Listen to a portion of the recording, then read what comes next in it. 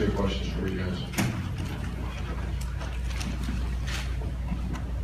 Back right, Steve. Yeah, Coach, I think you ended up 4 of 15 on third down tonight and just could never sustain. I think you only had 5 first downs for the game. Just maybe talk about what wasn't working. I know it was raining, but what was not working for the offense tonight?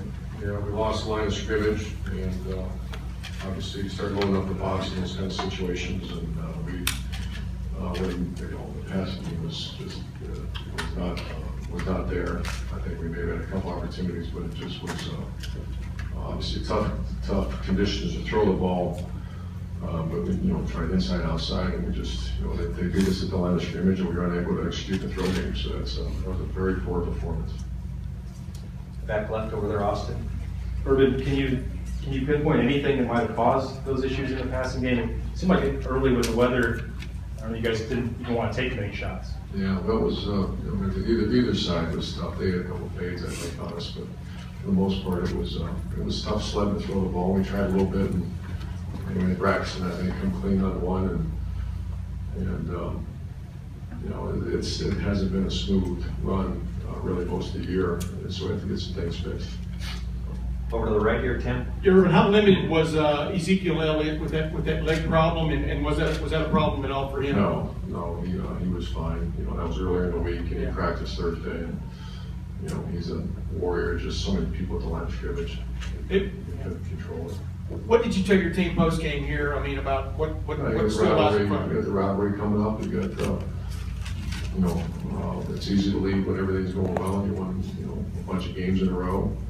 That's not how you judge a team. That's not how you judge character. That's not how you judge a leader. That's how you judge a front runner. That's how you judge when things are going well.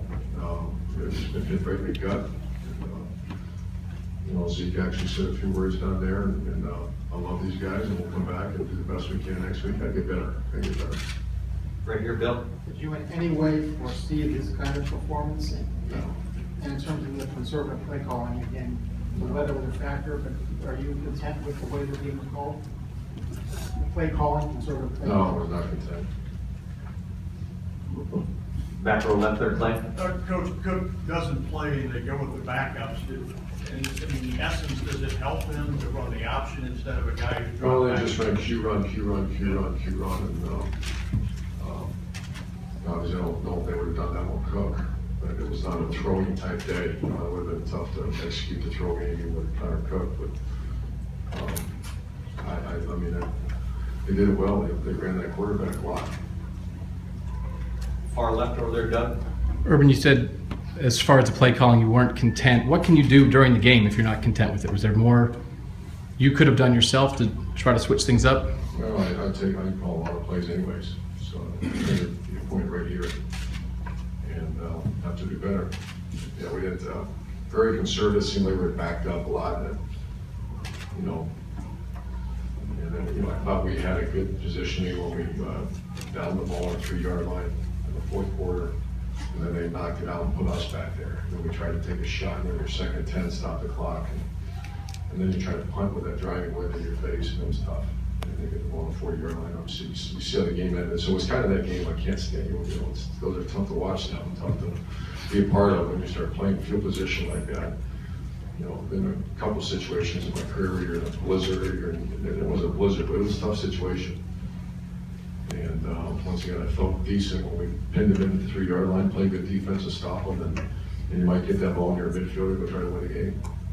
And not being where you want to be in the throw game at this point in the season, the fact that JT wasn't the starter for the first 7 games, did that set back his development as a thrower at all this season? He could have.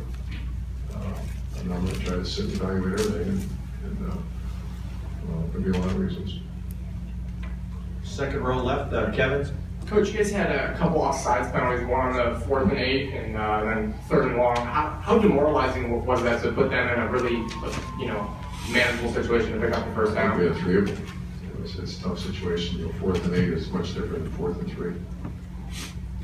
And that's especially that, the situation, the weather, the conditions that we're playing in. Back row left, Bill. Urban, you get to short fields off turnovers, and they answer with long drives. How disheartening was that? Disheartening, and especially with most of the run going. I guess they had a 4th and or 3rd down and 15 and hit a fade on us. That was a big transitional part of the game. And you feel like you got them stopped, and then they hit a ball over the top on us. But it was, I think disheartening is a correct word when you feel like you're 14-7 or 7-0, you go up and you up by 14-7, and then they take it the length of the field. Last 2 questions to the right here. Pete? Irvin, you've obviously seen some funny scenarios happen in college football in times you've been a head coach, going back to Florida in 08, I guess. Just where do you feel like this program is the big picture in relation to the playoff after today? Oh boy, you got to get a couple first downs and sort of find a way to complete pass and beat a rival. No disrespect, but that's certainly not any conversation. You're right, a lot of things happen, but we gotta fix some obvious problems. And last question over to the left, Doug. Urban, nobody wins every single game. You just had a 23-game winning streak. Do you have any perspective on this at the moment, that this happens to every team at some point? Well, I've been down this road before where you do good, and I love a group of guys down there, and we have to do better. Yeah, I do. I do. A lot of different perspective. Maybe had it several years back. You lost the game. You're pissed off. You go do the best you can. Go to work tomorrow.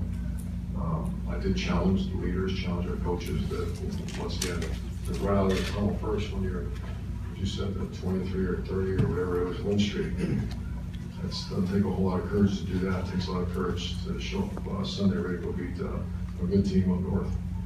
Folks, thank you very much.